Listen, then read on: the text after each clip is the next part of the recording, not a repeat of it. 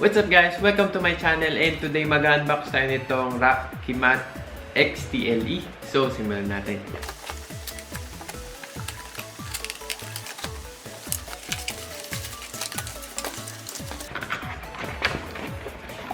So, yung mismong laman ng box is yung keyboard and yung key sticker niya. Okay, so check lang natin mabilisan yung box.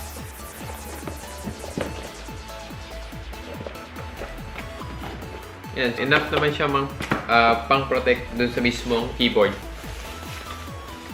Okay, so ito na siya. So, medyo magaan yung feel ng keyboard and aluminum yung sa top plate niya.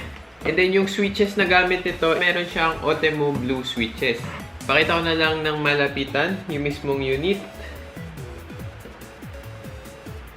And meron siya nitong cover para sa USB.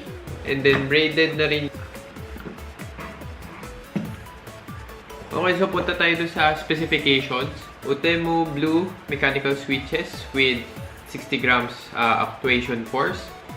Double injection ABS keycaps. 50 million keystroke na lifespan. RGB lighting with 16.8 million customizable color options. 100% anti-ghosting. Fully programmable keys with macro recording. 1000 Hz ultra polling.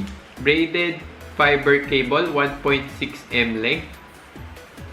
Approximate size is 462 millimeters by 141 millimeters and 42 millimeters. Features naman niya is high-grade aluminum top panel, plug-and-play connectivity, and double injection keycap.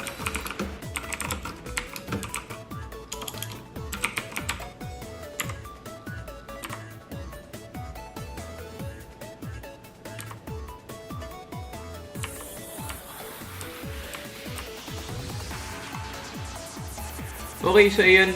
For this product, definitely recommended. Maganda siyang entry level or for a budget option for a mechanical keyboard. If you guys have any questions, leave a comment below.